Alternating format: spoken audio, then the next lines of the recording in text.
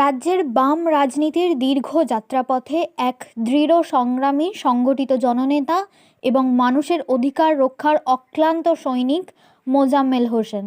আর কয়েকদিন পরেই ৭৬-এ পা দেবেন তিনি। ৬০-এর দশকের শেষ ভাগ থেকে রাজনীতির মাঠে তাঁর অবিচল উপস্থিতি। সেখানে রয়েছে ত্যাগ, ঝড়ঝাপটা, লড়াই এবং অগণিত অভিজ্ঞতার ভাণ্ডার। আজও তাঁর শরীর সবল, মন রাজনৈতিক কাজকর্মে অটল।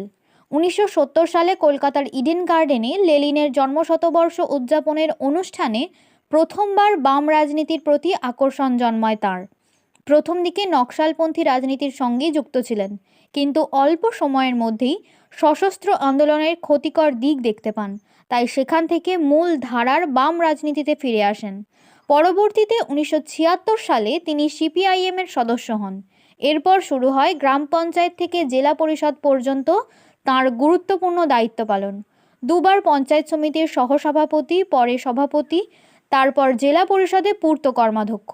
প্রতিটি পদেই সাফল্যের সঙ্গে মানুষের কাজ করে গেছেন। জাতীয় স্তরে পঞ্চায়েতি রাজ ব্যবস্থায় তাঁর কার্যকরী ভূমিকার স্বীকৃতিস্বরূপ ভারত সরকারের পক্ষ থেকে বিশেষ সম্মাননাও পান। ১৯৭৫ সালে মামলা মোকদ্দমার চাপে রাজ্য ছেড়ে আসামে আশ্রয় নেন। জীবিকা চালাতে বেকারিতে কাজ করেন। তবুও রাজনীতি থেকে এক মুহূর্তও সরে আসেননি। বর্তমান বাম রাজনীতির দুর্বলতাও তিনি সোজাসুজি স্বীকার করেন। ভুল সিদ্ধান্তের জন্যই মানুষ বামফ্রন্টকে সরিয়ে দিয়েছে। আবার বর্তমান শাসক দল সম্পর্কেও তাঁর কণ্ঠ আরও কঠোর। এমন কোনো খারাপ কাজ নেই যে তারা করেনি। মাওবাদী হিংসা, ধর্মের নামে রাজনীতি, সব কিছুর বিরুদ্ধেই তাঁর অবস্থান স্পষ্ট। ভোটার তালিকা সংশোধন থেকে শুরু করে সাম্প্রতিক নীতি, সব বিষয়েই তিনি যুক্তির ভিত্তিতে মত জানান। আজও সভা মিছিলে সক্রিয় উপস্থিতি রাখেন। জীবনের কঠিনতম মুহূর্ত, স্ত্রী ও ২ ছেলের মৃত্যু তাঁর মনকে ভেঙে ফেলেছে, কিন্তু লড়াই থেকে সরিয়ে দিতে পারেনি। তার বিশ্বাস, সংগঠন আন্তরিকভাবে মানুষের পাশে দাঁড়ালে বামফ্রন্টকে রুখে দেওয়ার ক্ষমতা কারণ নেই। কেমন আছেন আপনি আগে জানতে চাই। না, আমি শারীরিকভাবে ভালো, কিন্তু মানসিকভাবে আমি খুব কঠিন অবস্থার মধ্য দিয়ে হাঁটছি। এখন আমরা বয়স কত? আমার এখন ৭৫+ চলছে, আর কদিন বাদে আমি ৭৬-এ পা দেবো। আচ্ছা, আপনার রাজনৈতিক জীবন কবে থেকে শুরু হয়? আমরা তো এর আগে আমরা মুখ থেকে শুনেছি যে আপনি কলেজে সেভাবে রাজনীতি করতেন না, এবং তারও পিছনে কিছু কারণ ছিল। এটা আমাদের একটু যদি বলেন। হ্যাঁ, রাজনৈতিক জীবনটা শুরু আমার ৭০ সালে যে লেনিন জন্ম শতবর্ষ উদযাপন হয় সেখানে পর্যন্ত আমি গেছি, ইডেন গার্ডেন্সে। কিন্তু তারপর একটা বিচ্যুতি ঘটে। আমি উগ্র বামেদের সঙ্গে আমি চলে যাই। তারপর উগ্র বাম মানে কি নকশাল? হ্যাঁ, তারপর আমি সেখান থেকে ওদের রাজনীতি দেখলাম যে কোনো গঠনমূলক নয়, যেটা হচ্ছে একটা সন্ত্রাস তৈরি করা, সামাজিক সন্ত্রাস, অত্যাচার এবং ভুল পথে। তখন আমি ওদের সংসর্গ ত্যাগ করি, করে আবার আমি তখন সিপিআইএমে আসার চেষ্টা করি। কিন্তু ওই সময় একটা আমি ঘটনা আমার কাছে শুনেছিলাম, সেটা একটু আমাদের যদি বলেন। ওই কলেজে নকশালদের একটা ওরা শিক্ষা প্রতিষ্ঠানকে মানে পুড়িয়ে ছাই করে দেবে। আচ্ছা, ল্যাব থেকে কেমিস্ট্রি ল্যাবে আগুন ধরে গোটা কলেজে আগুন ছড়াবে। আমি বলেছিলাম শেষ রক্তবিন্দু দিয়ে আমি যদি যতদিন আছি ওখানে করতে দেবো না, এবং করতে দিও নি, পারেও নি। সেটা কত সাল? সেটা হচ্ছে ৭২-৭৩ সালের মধ্যে। আচ্ছা, তারপর পার্টি মেম্বারশিপ কখন পেলেন? আমি ৭৬ সালে পেয়েছি। নকশালদের সঙ্গে বিচ্যুতি ঘটলো, তারপর ৭৬-তে মেম্বারশিপ পেলাম। মানে আমাকে অনেক একটু পরীক্ষা করে দেখে নিলেন আর কি, করে আমাকে তারপর ৭৬ সালে সদস্য পদ পাই। আচ্ছা, তো সদস্য পদ পাওয়ার পর কোথাও নির্বাচনী লড়াই করেছিলেন নাকি? নির্বাচনী লড়াই আমি ১৯৭৮ সাল থেকে একটানা ২০১৩ সাল পর্যন্ত যা নির্বাচন হয়েছে আর কি, আমি একটানা ৩৫ বছর ৭বার আমি পঞ্চায়েত নির্বাচনে প্রতিদ্বন্দ্বিতা করেছি। আচ্ছা, প্রথমে পঞ্চায়েত সমিতিতে করেছিলাম। ১৯৭৮ সাল থেকে পঞ্চায়েতি ব্যবস্থার সঙ্গে আমি যুক্ত। ৭৮ সাল থেকে একটানা আমি থেকেছি। আমি ২৫টা বৎসর টানা প্রশাসনের কর্তা ব্যক্তি হিসাবে আমি কাজ করেছি। বাকি 2 বৎসর আমি মেম্বার ছিলাম কি কি পদে ছিলেন একটু আমাদের যদি বলেন? আমি প্রথমে ছিলাম পঞ্চায়েত সমিতির সহসভাপতি, পরে দুবার সভাপতি। কত সাল সেটা? সেটা হচ্ছে 1978 সালে সহসভাপতি ছিলাম। তারপর 88 থেকে 98 হচ্ছে আমি ছিলাম কি বলে পঞ্চায়েত সমিতির সভাপতি ছিলাম। আবার 98-এর পর থেকে আবার আমি জেলা পরিষদে পূর্তের কর্মাধ্যক্ষ হিসাবে কাজ করি। আচ্ছা, আর পার্টির কোন কোন পদে ছিলেন? পার্টির আমি এখানে জেনারেল কমিটির সদস্য, জেনারেল কমিটির সেক্রেটারি ছিলাম, আর হুগলি জেলার পার্টির সম্পাদক মণ্ডলীরও সদস্য পর্যন্ত হয়েছিলাম। এখন কোন পদে আছেন? এখন আমি পার্টির সদস্য পদে আছি। মানে আমাদের একটা বয়সের মাপকাঠির পর তাদের হচ্ছে অব্যাহতি নিতে হয়। আর এটা তো ঠিকই, গাছ বড় গাছ না, অনেক সময় ছোট গাছকে বাড়তে দেয় না। তা আমরা যদি সারা জীবন থাকি তাহলে অন্যেরা আসবে কি করে? সেই জন্য আমাদের কাজ হচ্ছে একটা সময়ে এসে আমাদের নিজেদের সরে যাওয়া, নতুনদের তো আসতে দিতে হবে। সেই কাজ আমরা করছি। এখন আমি সাধারণ পার্টির মেম্বার হিসাবে পার্টির কাজ করছি, কোনো অসুবিধা নেই। আচ্ছা, তখন তো আপনি পার্টি করেছেন এবং এখনও যা পরিস্থিতি এটা আছে, তখনকার দিনে পার্টি মেম্বারশিপ নিয়ে পার্টির মেম্বারদের মানসিকতা, তাদের সমাজের প্রতি আত্মত্যাগ বলুন বা কাজের ব্যাপার বলুন, মানুষের পাশে থাকা, সেই জিনিস কি এখনও আপনাদের সেই কর্মীদের মধ্যে এখনও আছে? অভাব আছে। একটা কথা বলতে খুব অপ্রিয় হবে, আমরা মানুষের স্বার্থ দেখতেছি, সমাজের স্বার্থ দেখতে এসেছি। বিশেষ করে শ্রমজীবী মানুষ, সে শ্রমিক, তারপর হচ্ছে ক্ষেতমজুর, তারপর ছোট গরিব কৃষক, সমাজে অবহেলিত মানুষ, তাদের স্বার্থ দেখাটাই তো আমাদের প্রধান কাজ, না আমার নিজের স্বার্থটা দেখব। আমাদের মধ্যে মানুষ আমাদের এমনি এমনি ত্যাগ করেনি, আমাদের কিছু ত্রুটি বিচ্যুতি তো ছিল, অস্বীকার করার কোনো জায়গা নেই। আমি তো খুব দ্ব্যর্থহীনভাবে বলছি যে বামফ্রন্ট সরকার যে যে বিষয়গুলো করা উচিত ছিল, আমি একটা মানে কনফারেন্সে আমি বলেছিলাম আমাদের কৃষক সভার বর্ধমানে 2009 সালে, যে এই যে বলছে বিপিএল বিলো প্রভার্টি লাইনে 27%-এর বেশি হবে না। আমি বলেছিলাম এইভাবে কখনো হয় না, যেখানে যেমন আছে মানুষ সেইভাবে হবে। আমরা চাপিয়ে দিলাম 27%-এর বেশি যদি করা হয় তাহলে আমাদের সরকারের দুর্বলতা প্রকাশ পেয়ে যাবে। তো দুর্বলতা থাকলে তো দুর্বলতা প্রকাশ পাবেই। আমি বলছিলাম যে আজকে সকলকে কেন বিধবা ভাতা দেওয়া হবে না, সকলকে কেন হচ্ছে বার্ধক্য ভাতা দেওয়া হবে না, কৃষককে কেন, তার একটা জায়গায় যখন বলা হলো যে কৃষকদের ওই পেনশন জাতীয়, তা আমি বলেছিলাম যে দিলে সবাইকে দিন, হ্যাঁ বাছুন, যাদের বেশি জমি আছে তাদেরকে দেবেন কেন। আমি শেষে বলেছিলাম একটা জায়গায়, তারপর তখন হচ্ছে বিদ্যুতের বিল বাড়ছে, আমি বলেছিলাম যে আমরা যদি এটার পরিবর্তন না করি তাহলে মানুষ আমাদেরকে কিন্তু আগামী নির্বাচনে শুইয়ে দেবে। কথাটা যে এত সঠিক হয়ে যাবে আমিও ভাবিনি। তারপরে নির্বাচন হলো, আমাদের মানুষ আমাদেরকে পরাস্ত করলো আমাদের কিছু ভুলের জন্য। তারপর তো আমি রাজনৈতিক ভুল আরও হয়েছে অনেক, 96 হয়েছে, তারপর আরও একটা জায়গায় হয়েছে। আচ্ছা, এই যে ভুলের কথা বলছেন, তাহলে পার্টিতে যখন ক্ষমতায় পার্টি যখন ছিল, তখন নিশ্চয়ই পার্টির ভিতরেও আমি বিষয়গুলো আমি বলেছি তো, কনফারেন্সে দাঁড়িয়ে বলেছি। কিন্তু তখন কি তারা এই বিষয়টা অত নিয়ে না, গুরুত্ব দেননি। আচ্ছা, এই বর্তমান এখন যা পার্টির যা পরিস্থিতি, তাতে করে কি আপনার মনে হয় আগামী যে বিধানসভা নির্বাচন আসছে সেখানে পার্টি খুব একটা ভালো রেজাল্ট করতে পারবে? একটা কথা বলি, মানুষের মনের দখল না নিতে পারলে কেমন, আপনি মাটির দখল নিতে পারবেন না, ক্ষমতার দখল নিতে পারবেন না।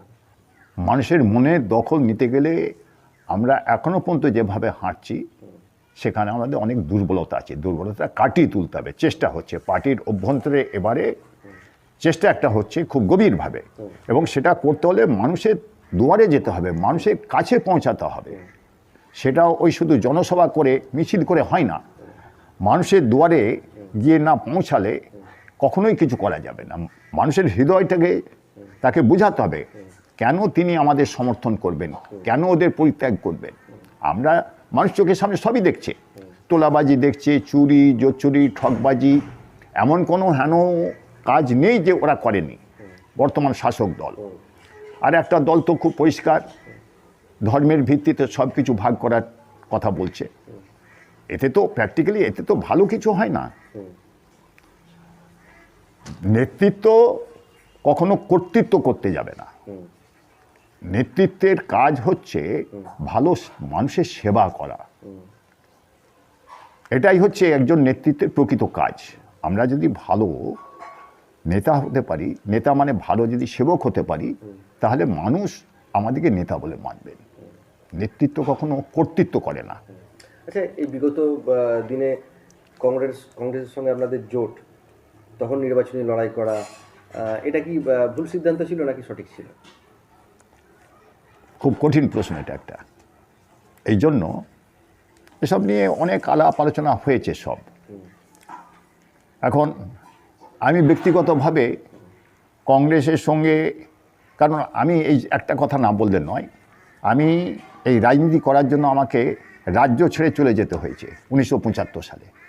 কি কারণে সেটা? আমার নামে মিশা হয়। মিশা মানে হচ্ছে বিনা বিচারে আটক, কতদিন থাকবো তার কোনো ঠিক ঠিকানা নেই। তখন কি কংগ্রেস সরকার ছিল? কংগ্রেসের সরকার তখন হচ্ছে সিদ্ধার্থ শঙ্কর রায়ের সরকার জরুরি অবস্থা ঘোষণা করলেন। আরামবাগে ঘটনাচক্রে আমারই নামে মিশা হলো। আমাকে দেশ ছেড়ে আমি শেষ পর্যন্ত আসামে গৌহাটিতে গিয়ে আমি বেকারিতে কাজ করতাম। এবং ঘটনাচক্রে যাই হোক রেল দুর্ঘটনা ঘটে, বেঁচে গেছিলাম, কীভাবে বাঁচলাম জানি না। আর একটি লোক সাক্ষী আছে, আমার নামে শুট অর্ডার হয়েছিল। একটি লোক সাক্ষী মানে আমাদের যে শক্তি মালিক আছে, শক্তি মালিকের দাদা, প্রাক্তন এমপি, হ্যাঁ প্রাক্তন এমপি, তার দাদা লালমোহন মালিক তখন পার্টির সেক্রেটারি। তা আমার নামে যখন শুট অর্ডার হয়, তা আমি প্রথমে রায়না থানাতে বিভিন্ন জায়গায় থাকতাম, বিশেষ করে একটা জায়গাতে থাকতাম আমার বড়দির বাড়িতে, খুব গোপনে। কিন্তু ওখানকার মানুষরা জানতো যে পালিয়েছে ছোকরা, খুব বেশি তখন বয়স তো নয়, কিন্তু ওরা কোনোদিন আমাকে কোনো কিছু করেননি। পরে আমি যখন একেবারে হতাশার মানে একেবারে ডুবে যাচ্ছি, সেই সময় একদিন আমি ওর সঙ্গে দেখা করি, লালমোহনের সঙ্গে। ও আমাকে নিয়ে তারপর আবার আমি ওই চলে যাই শেষ পর্যন্ত আমি ওই আসামের গৌহাটিতে গিয়ে প্রাণ বাঁচাই। তারপর আমার নাম থেকে যখন তুলে নিলেন, তখন আবার আমি বাড়ি ফিরে আসি। এসে তারপর তো আবার এই রাজনীতির সঙ্গে সারাটা জীবন কাটাচ্ছি। আর যে সময় আপনি বাড়ি ছাড়লেন ওই সময়, ওটা কত সাল? ওটা 1975। মানে তখন কি আপনি তখনও মেম্বারশিপ পাননি? না, আপনি 76-তে মেম্বারশিপ পেয়েছেন? হ্যাঁ। আচ্ছা, এই যে অর্ডার তখন যে হয়েছিল, সেটা কি আপনার ওই নকশাল করার জন্যই মনে হয় হয়েছিল? না, তখন আমি তো আগে তো কিছু আন্দোলন করেছি অলরেডি। আচ্ছা, সেই জন্য নকশাল করার জন্য না। আচ্ছা, এখনও তো আপনি পার্টির সদস্য মেম্বারশিপ আপনার আছে, তো নির্বাচন তো আসছে, তা কি মনে করছেন যে কংগ্রেসের সঙ্গে আবার নতুন জোট হবে নাকি না এককভাবেই লড়াই হবে? এখন দেখুন, এটা একবারে আমাদের উচ্চ পর্যায়ের ব্যাপার। আপনার ব্যক্তিগত মতামত কি? না, আমি এখানে এই জন্য কিছু মন্তব্য করা ঠিক হবে না, বাঞ্ছনীয় হবে না, মানে সীমা অতিক্রম করা হবে। এটা ধরুন আমাদের রাজ্য কমিটি আছে, পলিট ব্যুরো আছে, তারা এই ব্যাপারে চূড়ান্ত, তারাই সিদ্ধান্ত নেবেন, তারাই এ করবেন। নিশ্চয়ই তারা অত্যন্ত বিবেচক নেতৃত্ব আছেন, অত্যন্ত।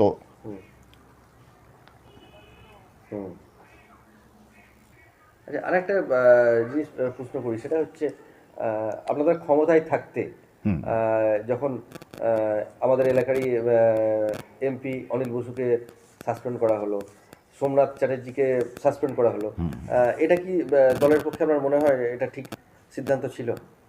এখন এই সময় দাঁড়িয়ে কি মনে হচ্ছে? কিছু নয়। সোমনাথ চ্যাটার্জির ব্যাপারটা তো মানুষের কাছে দিনের আলোর মতো পরিষ্কার হয়ে গেছে।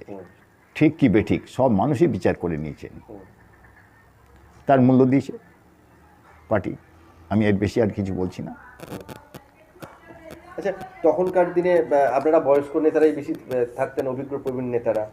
তো এখন ইদানিং দেখা যাচ্ছে যে বামফ্রন্ট একদম যুব নেতৃত্বদের সামনে নিয়ে আসছে। তা আপনার এটা কি মনে হয় যে এই যুবদের আরও আগে নামালে বোধহয় কিছুটা পার্টিটাকে রক্ষা করা যেত? ঠিকই তো, আমি একটা কথা বলেছি, একটা উদাহরণ দিয়েছি। বড় গাছের তলায় না ছোট গাছ কখনো বৃদ্ধি ঘটে না, বাড়ে না।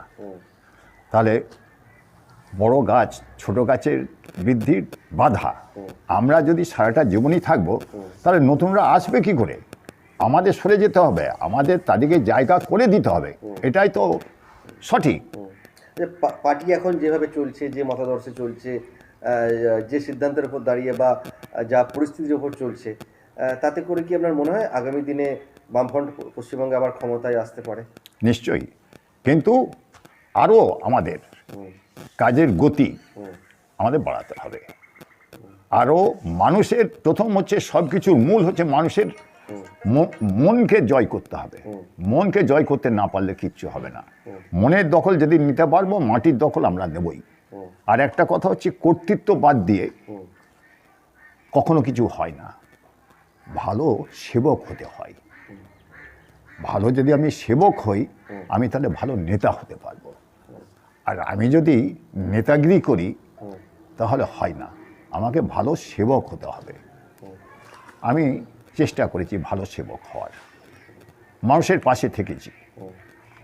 আজও বহু মানুষ বহু রকম ব্যাপারে, মানুষ তো দুটো ব্যাপারে সাহায্য চায়, পরামর্শ চায়। একটা হচ্ছে আইনি পরামর্শ, আর একটা হচ্ছে স্বাস্থ্য সংক্রান্ত। এগুলো তো করা মানে তো মানে ভীষণভাবে একটা ভালো কাজ। আচ্ছা, আরেক জিনিস জানবো, সেটা হচ্ছে আপনি নকশালদের সঙ্গে আপনি বললেন আপনার দ্বিমত থাকে, আপনি বেরিয়ে এসেছেন সেখান থেকে। মাওবাদ, এটাকে আপনি কি চোখে দেখেন? আপনার দৃষ্টিভঙ্গিতে কি আছে? দেখুন, মাওবাদীটা, মাও সেতু তার আদর্শ নিয়ে বা তার মতবাদ নিয়ে তো ওই দেশে চীনে তো বিপ্লব হয়েছিল। আজও একেবারে সবটা মুছে গেছে, দেশ থেকে তো যায়নি। কারণ যে সামাজিক যে বৈষম্য, সেই সামাজিক বৈষম্য দূর করাটাই হচ্ছে সাম্যবাদ। আমাদের দেখুন, আজকে দেখা যাচ্ছে কোটি কোটি টাকার মালিক কেউ, আর আবার কেউ দেখা যাচ্ছে মানুষ ভিক্ষা করছে, কেউ তাকে দেখার নেই। কেন একটা সমাজে হবে, সভ্য সমাজে? সেই সময় তখন একটা দিক গেছে, তো তখনকার দিকে মাওবাদীদের যে অ্যাক্টিভিটি বা কর্মপন্থা যেটা ছিল, তো এখনো কি সেই কর্মপন্থা একই আছে বা কর্মপদ্ধতি একই আছে? না, হয়তো সামাজিক অবস্থার কিছু পরিবর্তন ঘটেছে। এখন হয়তো দেখা যাবে যে, আমি গ্রাম শহর মিলেই কথা বলছি, বিশেষ করে গ্রামের কথা বলছি, যে আগে সব দিন মানুষের মানে উনুনে ধোঁয়া উঠতো না। এখন কিন্তু সেই পরিস্থিতির পরিবর্তন হয়েছে। এটাই তো একটা পরিবর্তন। এবং সেটা বামফ্রন্ট আসার পর জমি মজুরি এই সমস্ত আন্দোলন করার মধ্য দিয়ে আস্তে আস্তে করে সেই বৈষম্যটা পরিবর্তন করা গেছে। এবং আজকে আরও কিছু নানা রকম কর্মসূচি, যেমন আজকে চাল দিচ্ছে মানুষের, ভালো তো, খারাপ তো নয়। যে আচ্ছা, এই যে কেন্দ্র সরকার বিভিন্ন প্রকল্প নিয়েছে মাওবাদীদের, যাতে ওই জায়গা থেকে মূল স্রোতে ফিরিয়ে আনা যায়, হ্যাঁ, যাতে মাওবাদটা একবারে সম্পূর্ণভাবে ঠিকই তো। তো এটা নিয়ে মানুষকে হত্যা করে কখনো, সাধারণ মানুষকে হত্যা করে কখনো ভালো কিছু হয় না সমাজে। তাতে সমাজ খারাপ হয়, সমাজে ভালো কিছু করা যায় না ওতে। আচ্ছা, আপনাকে আরেকটা এখন সমসাময়িক একটা 2-1 দিন আগেকার ঘটনাই বলি। সেটা হুমায়ুন কবিরের দল থেকে বেরিয়ে যাওয়া বা তাকে বের করে দেওয়া হলো, এবং তারপরে সে বাবরি মসজিদ নির্মাণ করছে। তো এই বাবরি মসজিদ নিয়ে অনেক আপনাদের মৌলবীরা ওনাকে রিকোয়েস্ট করেছিলেন যে বাবরিটা নাম বাদ দিয়ে অন্য নামে মসজিদ করা যেতে পারে। তো এই বিষয়ে আপনার মতামত কি আছে? আচ্ছা, বাবরি মসজিদ কেন করতে হবে? বাবর তো এখানে কিছু করেননি। আর মসজিদ হলেই কি সব সমস্যার সমাধান হয়ে যায় না কি? যে মানুষ একবারে এই যে ধর্মের নামে যা হচ্ছে, এগুলো মানে শান্ত সময়টাকে অশান্ত করার কিছু প্রচেষ্টা, এর বাইরে কিচ্ছু না। আমাদের যে, আচ্ছা আমরা কেউ কখনো কে হিন্দু কে মুসলমান, আমি অন্তত পশ্চিমবাংলা, আমি যেখানে বাস করি ধরুন, আমরা কখনো ভাবেই নি এসব, ভাবতেও পারি না। আপনি আপনার ধর্ম পালন করবেন, এবার আমি ধরুন সেই অর্থে যদি বলেন আমি একটু অন্য ধরনের মানুষ, তা আপনি আপনার ধর্ম, আরেকজন তার ধর্ম পালন করবে। এখানে আদিবাসীরা তাদের তো সারি ধর্ম, তারা দেখছি যে তাদের সারি ধর্ম তারা পালন মানে আবার তারা এখন পূজা যাওয়া করতেই পারে তারা, সে তো সেই মানুষটার উপর নির্ভর।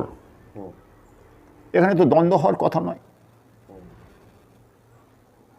আর একটা প্রসঙ্গ আছে, সেটা হচ্ছে আপনার এসআইআর করে এই যে নাগরিক কিনা দেখা বা তার ভোটাধিকারের ব্যাপারে যে কে ভোটাধিকার প্রয়োগ করবে এই বিষয়টাকে খুঁজে বের করা, এটা কতটা যুক্তিযুক্ত বলে আপনি মনে করেন? আমি খুব পরিষ্কার এক কথাই বলতে চাইছি, এটা ভোটার তালিকা হবে নির্ভুল, একেবারে নির্ভুল নিখুঁত ভোটার তালিকা হবে। কেন ভুয়া ভোটার, মৃত হোক, মৃত ভোটারের নাম থাকা মানে তো তার তো অস্তিত্বই নেই, তার কেন নাম থাকবে? আমি যদি এখান থেকে চলে যাই তাহলে আমার কেন নাম থাকবে? এবার বাইরের দেশ থেকে যারা এসেছে কেন থাকবে? ভোটার তালিকাটা একেবারে নির্ভুল, এ নিয়ে আসলে রাজনৈতিক নেতৃত্বরা আর কি যা করছে, মানুষের মধ্যে একটা আতঙ্ক তৈরি করার চেষ্টা হচ্ছে।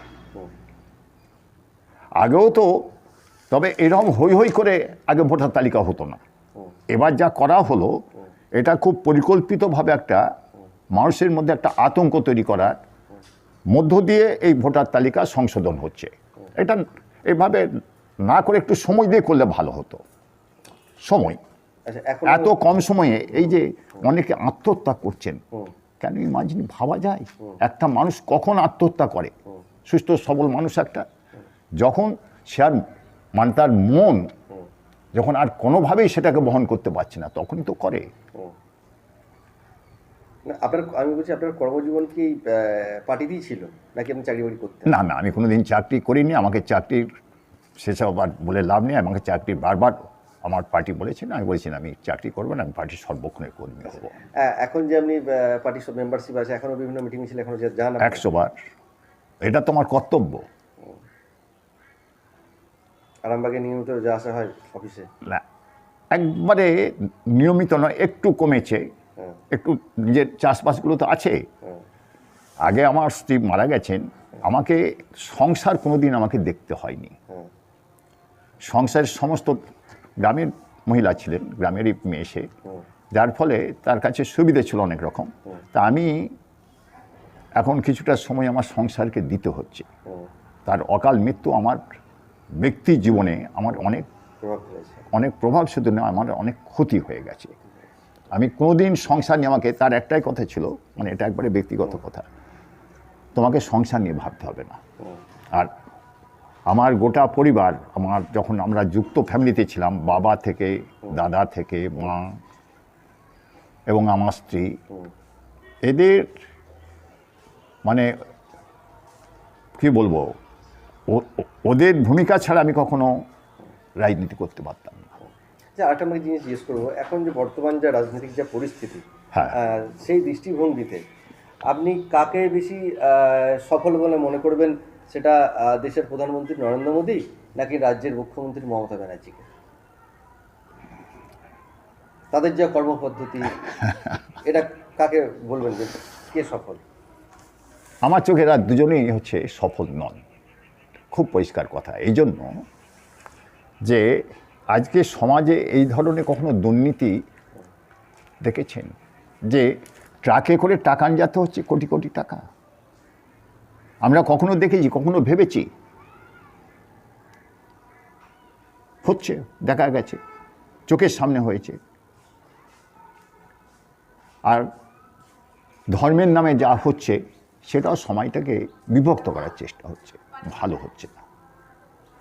দুজনই আমার চোখে কেউই ঠিকঠাক, মানে ঠিক নন, কেউই ঠিক নন।